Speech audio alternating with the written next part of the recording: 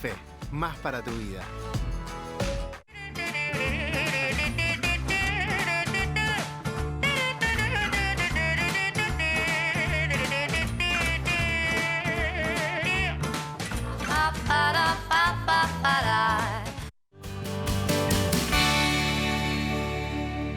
Hola, ¿qué tal? ¿Cómo les va? Un gran placer volver a encontrarnos en STP Salud en todas las políticas. Seguimos profundizando temas que nos parecen sumamente importantes, abogando siempre por la salud presente en todas las políticas y tratando de alguna manera de conocer, de comprender, de informarnos sobre temas más profundos que no son tal vez los cotidianos, pero que sin duda son, como decimos siempre, pilares para el verdadero y buen funcionamiento del sistema de salud y que también nos permitan, ¿no?, a cada uno de nosotros involucrarnos de manera responsable.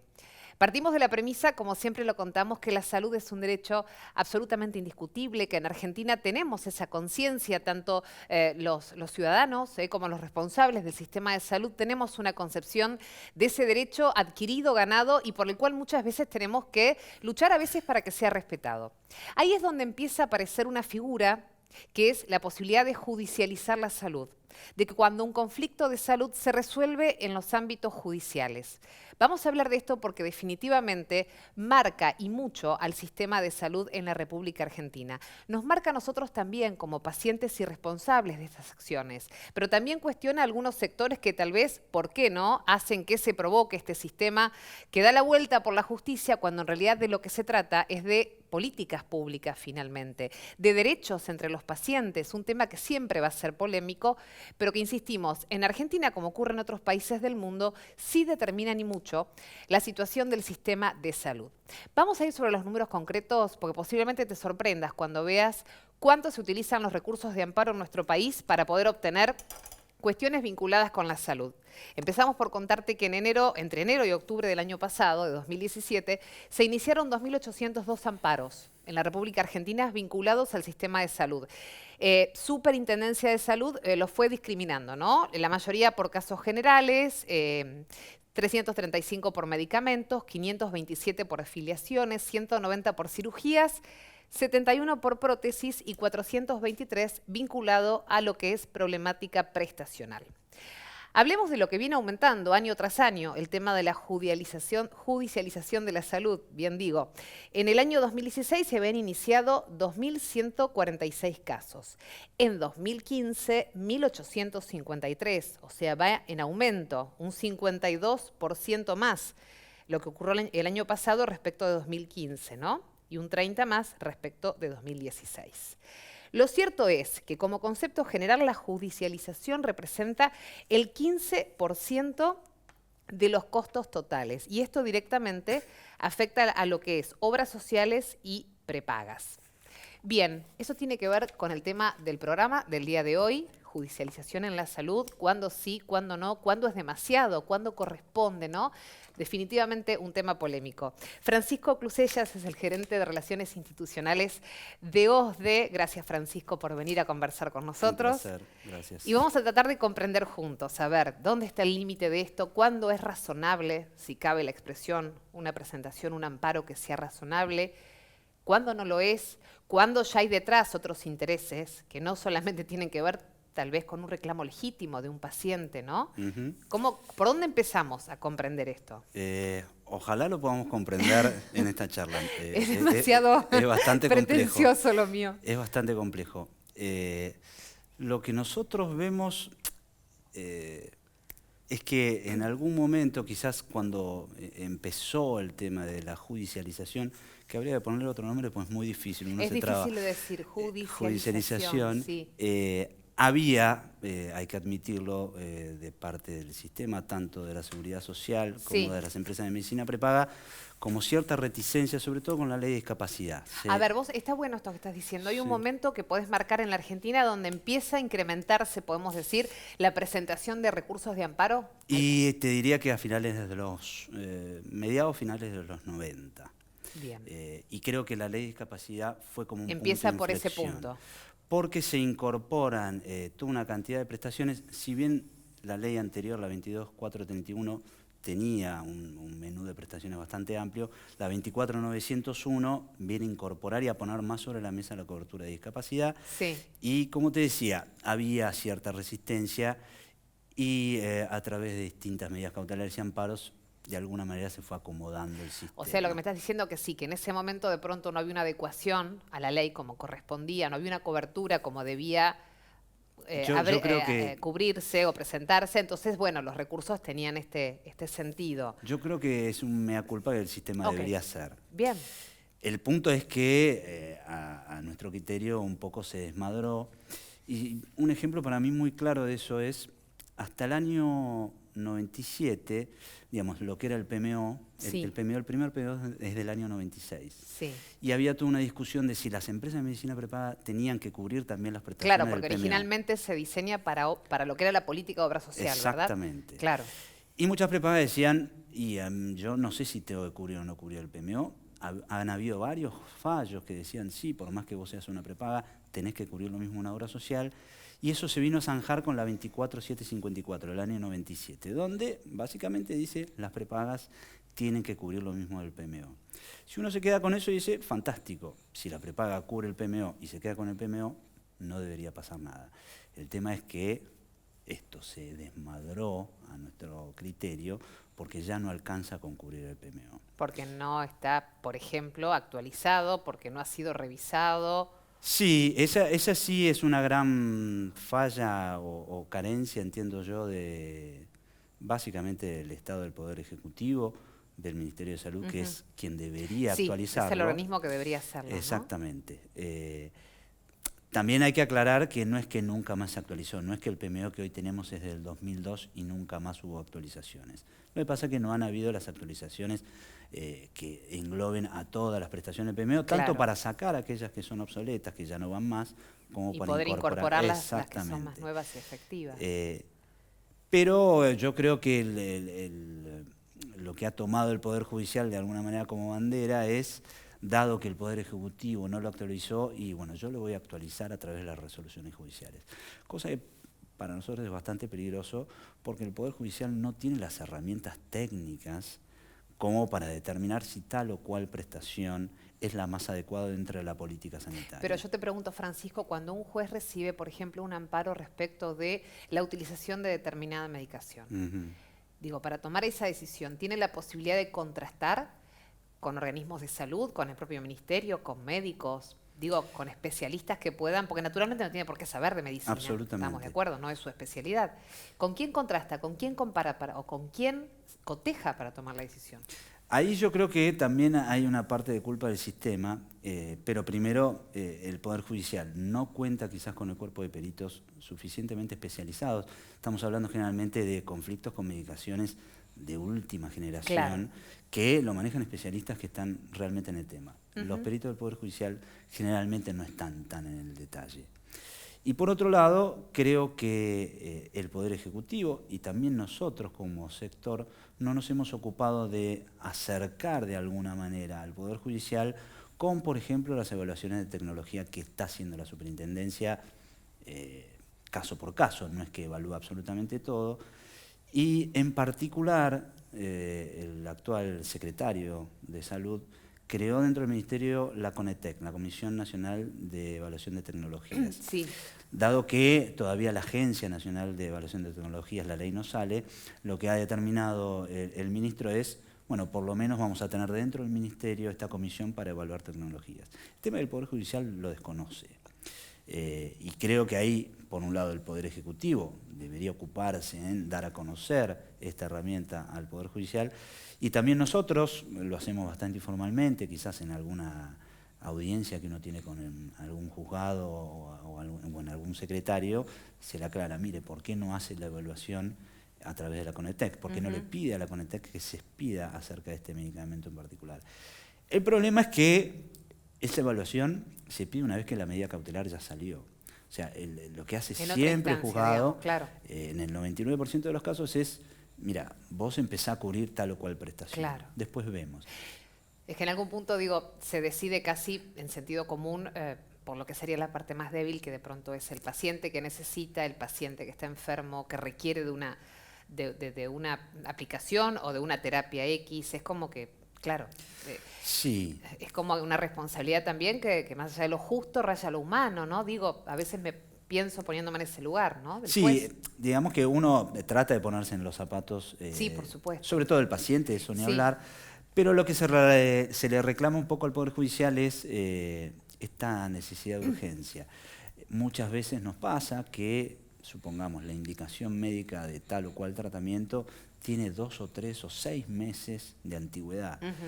Entonces, que se le plantea al juez de repente como algo urgente, nosotros le decimos, pero un minuto, si hace 6 meses que pueden esperar, quizás puede esperar 15, 20, 30 días más. O sea, realmente no hay tal urgencia. Ahora, qué difícil, Francisco, cuando de pronto es justo el reclamo a través de un amparo a cuando no lo es tanto, entendiendo por justo lo que no daña el derecho del otro, lo que no compromete al resto del sistema, al resto de los pacientes. Pienso cuando a lo mejor una cobertura implica una inversión o un gasto muy grande para una prepaga o para lo que fuere, y esto, digo, hasta qué punto no va en desmedro, o cuando el Estado queda con esa responsabilidad también, ¿no? Sí, lamentablemente hay muchos casos donde, digamos, hay intereses que quizás van más allá del paciente en particular, en el sentido de se fogonea la introducción de determinado medicamento. A mí me cuesta creer eso, vos sabés, como paciente, digo, no puede ser. Lamentablemente. Se trata de la sí. salud de la gente, con esto no. Es muy difícil demostrarlo, acreditarlo. No, claro. Pero aparte sería grave, sería realmente una cuestión que raya. Y cuando uno ve determinados, o sea, que se Salud repite ilícita. determinado laboratorio con determinado abogado, y la verdad que da para sospechar. No digo en el 100% de los casos es así, absolutamente no. De hecho, he conocido a lo largo de mi experiencia muchísimos abogados que litigan contra el sistema, que pongo las manos en el fuego. Y lo hacen de manera absolutamente honesta, claro. Pero de repente aparecen algunos que otros que, qué casualidad, siempre el mismo medicamento con el mismo abogado, sí. Llama un poco la Tiene atención. un dejo. O sea que de pronto digo, existe tal vez, definitivamente debe haber amparos que son justos y que son atendibles, digo, ¿no? Y Sí. que a lo mejor lo que se está jugando es una cuestión de criterio sobre algo, pero digo, existen algunos que son realmente imposibles de aceptar en varios aspectos. Digo, no me refiero solo a lo económico, me refiero a la integridad del planteo a veces. Sí, ahí... ¿O siempre es lo económico lo que define? A ver, la cuestión pasa por... Sí, es un poco duro, pero ¿quién lo paga? En el sentido de... Ese es el tema, ¿no? Uno quizás no se para en el lugar de esta persona no tiene derecho a esta prestación, pero ¿está obligada la prepaga legalmente o la obra social legalmente a cubrir esa prestación o es otro, por ejemplo el Estado?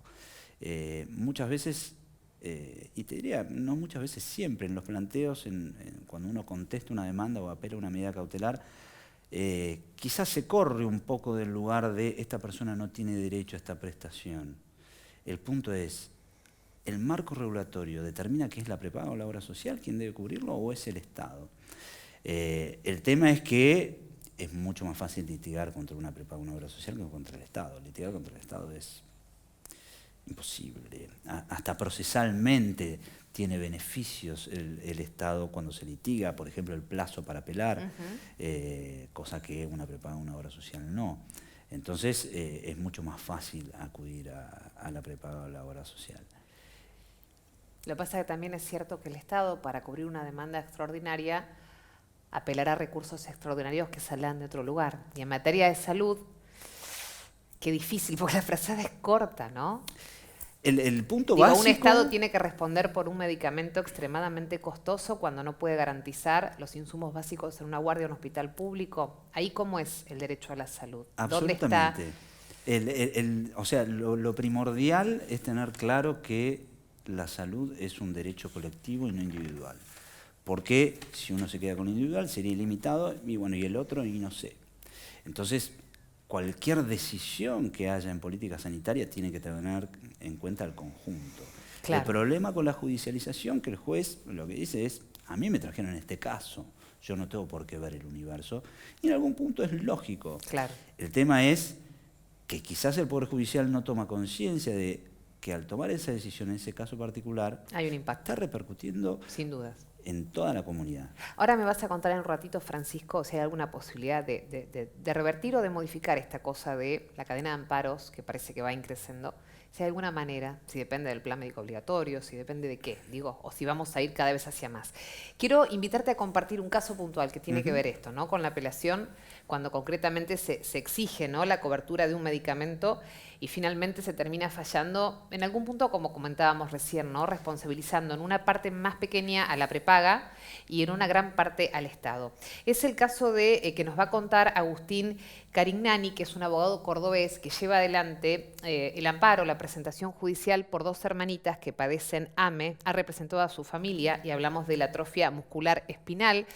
Realmente es una problemática y es una enfermedad muy fuerte, muy grave, ¿no?, en lo que implica en la calidad de vida de las nenas. Pero bueno, había una presentación puntual por un medicamento carísimo. Escuchá la historia y cómo resuelve, mira. Sin duda alguna que los recursos del Estado nacional o de los estados son limitados y en definitiva al ponerlos en perspectiva se traducen en la tensión entre lo que son los derechos individuales y los derechos sociales. De este punto de vista los medicamentos no los podemos tratar solamente o no los podemos ver solamente como una cuestión de costo-beneficio, sino que lo tenemos que ver básicamente desde mi humilde punto de vista sobre realmente la evidencia científica que tiene. En este sentido, el Estado Nacional ha tomado ciertos recaudos que me parecen que son muy buenos. Uno de ellos fue la Administración Nacional ha dictado una resolución que es para la importación de este tipo de medicamentos, en los cuales establece que podrán importarse todos aquellos medicamentos que han sido previamente aprobados por otra agencia de vigilancia. Desde el punto de vista del ANMAT, esta disposición tiene algunas cuestiones que son muy interesantes a discutir, que son, por ejemplo, que en aquellos casos en los que estos tipos de medicamentos presenten algún tipo de duda, podrían llamar una comisión y evaluar sobre la eficacia de este medicamento. Lo cual, desde el punto de vista científico, creo que da un aporte muy importante para el día de mañana los tribunales cuando tienen que resolver estos medicamentos que en su inmensa mayoría detienen el avance de la enfermedad o que de alguna manera impiden cierto avance hacia un final fatal, como puede ser el caso de la AME con el medicamento Spinraza, que tiene un costo altísimo, y sobre todo cuando se está tratando de la vida de menores, el Estado Nacional no puede estar ausente y debe tomar todas las riendas del asunto, como por ejemplo echar mano a los tratados de derecho internacional que permite la cooperación internacional, conforme al artículo 26 de la Comisión Interamericana de Derechos Humanos. En definitiva, tenemos que tener en cuenta, como lo dijo la Corte Suprema, el valor humano primordial es la vida. Entonces, ese es el punto más importante de todo lo que es nuestro sistema normativo argentino. Lo que se vuelve absolutamente incuestionable es la desesperación y la búsqueda de esos padres por encontrar una medicina para sus hijas. Nadie quisiera estar en ese lugar y uno entiende que en ese lugar, si tuviera que pasarlo, haría todo lo imposible para que las chicas estén mejor. Son dos nenas de 3 y 5 años que padecen una enfermedad que, como decía, lamentablemente es trágica en el final, pero les quita mucha calidad de vida y el medicamento es costosísimo. Dejando de lado esta cuestión particular, ¿no?, de la defensa de un hijo en cuestiones de salud, que a todos nos pasaría llegar a cualquier extremo, vuelve a plantearse el rol del Estado. Un Estado argentino que tiene una constitución en la cual se garantiza el acceso a la salud de una manera ilimitada, donde hay tratados internacionales que corroboran esta decisión. Pero digo, finalmente, ¿cómo se encuadra entonces en un caso concreto como estos el derecho, la obligación, la responsabilidad, ¿no? Sí, ahí también hay como, digamos, una creencia común de que los tratados internacionales que se incorporan a la Constitución determinan que el goce del derecho a la salud es ilimitado. Si uno empieza a leer y a desgranar lo que dicen los tratados, no es tan así. Por ejemplo, la Declaración Americana de Derechos del Hombre, en su artículo 11, dice que todo ciudadano tiene derecho a que se preserve su salud de acuerdo a los recursos con los que cuenta el Estado. O sea, ahí ya está poniendo una limitación. Habla del nivel más alto posible, pero siempre poniendo esa limitación. Y en el caso del Pacto Internacional de Derechos Económicos, Sociales y Culturales, que es uno de los más invocados en los amparos, ahí también habla de los recursos de la comunidad, pero en particular ese tratado fue desmenuzado de alguna manera, interpretado por un comité de la ONU, el Comité de Derechos Internacionales, que dictó un documento que se llama Observación 14. Y en la Observación 14 lo que dice este comité es, bueno, vamos a desgranar qué quiere decir esto del nivel más alto posible. Y ahí concretamente habla de los recursos del Estado y la comunidad. Por ejemplo, dice que la política sanitaria nunca debería desproporcionadamente privilegiar tratamientos muy costosos en desmedro de prestaciones que toda la comunidad necesita. Y habla de, lo define, la Estrategia Nacional en Materia Sanitaria. Dice que el Estado, sus tres poderes, tienen que dictar todas las normas y todas las decisiones necesarias para fijar esa Estrategia Nacional en Materia Sanitaria. Y si uno agarra el PMO, digamos, la resolución que aprueba el PMO, de alguna manera dice, el PMO se condice con esta definición del tratado. Por lo tanto, no sería un error jurídico, al menos de acuerdo como yo lo interpreto, decir que el derecho a la salud en nuestra Constitución no tiene límites. Es más, en esto que hablábamos antes, ¿quién debe pagar? Nosotros entendemos que si se cubre el PMO y la ley de discapacidad, hasta ahí deberíamos llegar, el resto del Estado. Pero así todo, yo creo que de acuerdo a los tratados internacionales, tampoco el Estado tiene una obligación ilimitada. Siempre los tratados hablan de los recursos. Supongamos que pone esto como, no sé si límite, sino como condición, acorde a los recursos que disponga y que no vayan desmedro de otras prácticas que tienen que ver con lo que alcanza el resto de la comunidad, ¿no? Solo para tener en cuenta, digamos, como para graficarlo, si bien en Argentina lamentablemente todavía hay muchísima deficiencia en materia sanitaria, pero estos tratados también los firmaron países del África subsahariana, que están años luz de nosotros. Sí, es un lindo marco teórico, pero no tiene nada que ver con la realidad. No pueden acercarse ni un poquito a esa idea que esboza un derecho universal muy lindo, muy bello, de marco teórico muy bueno, pero irrealizable, evidentemente, en realidades tan pobres, ¿no? De tanta miseria, ya estamos hablando de situaciones extremas. Francisco, pensaba en cómo sigue esto, ¿no? Digo, vimos que se fue incrementando. Vos marcaste, así por los años 90, un quiebre en el comienzo del amparo vinculado a la ley de discapacidad. ¿Esto cómo sigue? Digo, si adaptamos el programa médico obligatorio, que aparentemente es algo que va a ocurrir en los próximos meses, ¿esto también va a bajar el tema de la judicialización de la salud? Tenemos que educar en prevención, tenemos que educarnos todos en la utilización de nuestros servicios de salud, de nuestro derecho, del otro. Hay algo que las prepagas tienen que ceder, que también tiene que ver con cuestiones económicas, seguramente. ¿Cómo se podría reencauzar? Yo creo que la actualización del PMO ayudaría y muchísimo. ¿Por qué? Porque uno de los argumentos que uno ve en las sentencias es esto, el PMO no ha sido actualizado y por lo tanto... Se reitera, digamos, esa leyenda, por decirlo de alguna manera. Y tiene su razonabilidad, ¿no? No me puedes pedir que yo falle de acuerdo a una norma que tiene 16 años cuando la medicina avanza a pasos agigantados. Así que por ese lado sería un gran avance siempre y cuando después se siga actualizando, ¿no? Porque de nada serviría que en el 2018, 2019 salga un PMO y por 10 años más, pues vamos a volver a lo mismo. ¿Y qué sería un plazo razonable de actualización? ¿Cada 2 años? ¿Revisarlo periódicamente de manera parcializada? No sé. Generalmente se hace cada 2 años, pero ahí también sería de mucha utilidad la Agencia Nacional de Evaluación de Tecnologías. Sí, claro. Si ese proyecto de ley avanzara, obviamente hay que ver después quiénes componen la agencia, que la idea es que estén representados todos los sectores de la salud, incluso los usuarios. Lo que vendría a hacer esa agencia es poder determinar que cada prestación nueva, porque sobre todo uno no sabe cuándo la FDA, por ejemplo en Estados Unidos, va a aprobar un nuevo medicamento y lo van a querer incorporar acá. Entonces, a demanda va a poder decir, bueno, vamos a evaluar si este medicamento es costo beneficioso, es decir, si la comunidad, de acuerdo al beneficio que otorga, está en condiciones de pagar todo esto, Y de esa manera yo creo que se le quitaría mucho argumento a la judicialización. Es cierto que puede pasar que esta agencia diga tal medicamento no, entendemos que no. Claro, y que igualmente después se genere un recurso. Está bien, pero sería una instancia que por ahí podría frenar. Entonces, modificando o actualizando el PMO sería una manera de parar con el recurso de amparo como algo cotidiano. ¿Y qué otro aspecto más? Del lado de las prepagas y las obras sociales, yo creo... A ver, quizás tengo muy puesto el sombrero de las obras sociales. Hoy en día, con el nivel de judicialización que hay, lo que claramente está en la norma, nadie lo discute, porque sabe que no tiene ningún sentido discutirlo.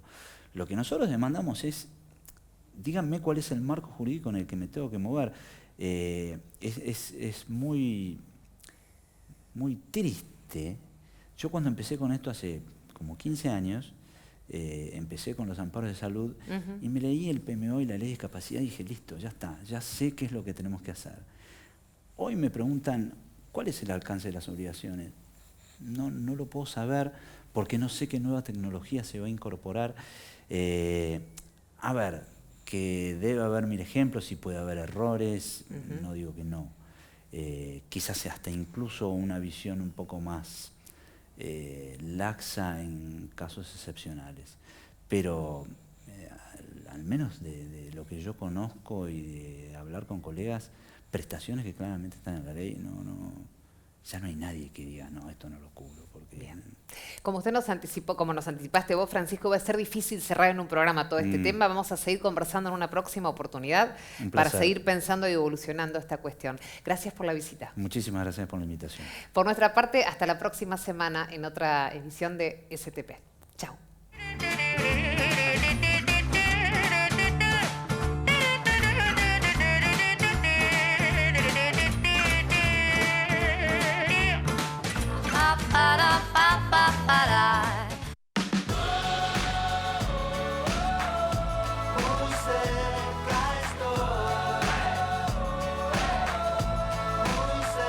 Medife, más para tu vida. Buscamos el equilibrio entre la naturaleza, la ciencia y la calidad. Construimos la Sede Pilar, un lugar único para que siempre te encuentres con un mejor diagnóstico. Te esperamos muy pronto en nuestra nueva Sede Pilar. Diagnóstico Maipú. Tu diagnóstico es lo más importante. A veces para ganar, más vale jugarla de callado. Bueno, estamos transmitiendo en vivo en el caballo de madera por entrada a Troya. Mala mía. Que un like no cambie tu historia. Os de Neo, seguí tu plan.